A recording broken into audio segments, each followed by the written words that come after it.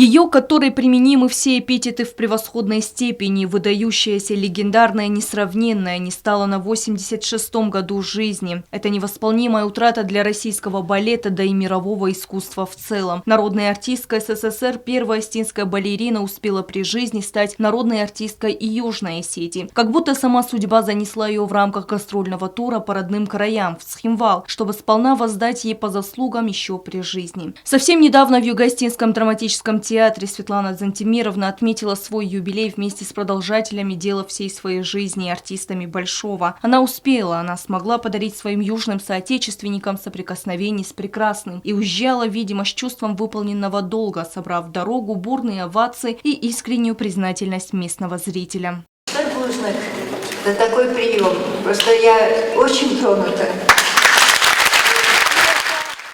Светлана Дырхаева вот в этом здании театра вышла на сцену этого театра, и вот оттуда она сказала свои слова благодарности, ее народ увидел, и вы сами помните, как был зал восторжен, и как принимали ее в этом характере. Так что вот я считаю, что просто потеря такая, и,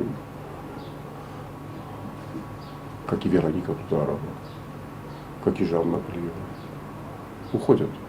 Уходят такие титаны, можно сказать, мировой сцены, мирового искусства. Одна из выдающихся личностей, заявивших об Осетии всему миру. Она благодаря своему таланту, исключительному профессионализму и абсолютной харизме навсегда владела сердцами ценителей балета, став одной из светил созвездия балерин советской классической сцены. В Большом театре Адырхаева дебютировала в «Лебедином озере», став примой в свои 17 после исполнения партии «Одеттой Адилии». На протяжении 3 десятилетий она исполняла почти все главные партии репертуара Большого. Светлана Дырхаева была звездой советского балета, российского балета, мирового балета. И мы, каждый осетин, который имеет какое-то отношение к искусству, культуре, были горды тем, что есть такая Светлана Дырхаева, которая стала звездой, и с тех пор ее имя, можно сказать, все время на небосклоне искусства. Простая девочка из горного селения Хумалак Северной Осетии стала звездой мирового балета и, просияв здесь сполна, присоединилась к плеяде негаснущих созвездий. Она очень любила Осетию, приезжая сюда на землю предков при каждой возможности, и последний ее приезд в рамках празднования 85-летия, по иронии судьбы, был для нее прощальным, хотя мы об этом еще не подозревали. В этом году вот как-то вот так получилось, что вот это был ее прощальный тур. Так получилось. Но она не то, что мы сами не представляли, что это так получится. Надеялись еще, что это будет, еще увидимся, что она еще приедет. И я очень хотел, чтобы она приехала, например, у балета Фатима, который делается сейчас в филиале Мариинского театра в Северной Осетии под музыку Жанны Плиевой.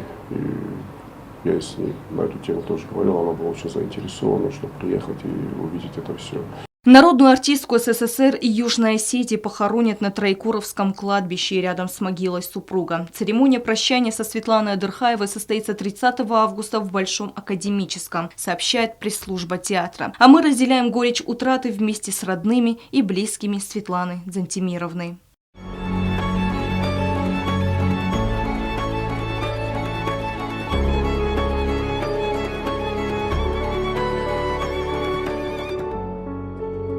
Балет для танцовщицы – это жизнь.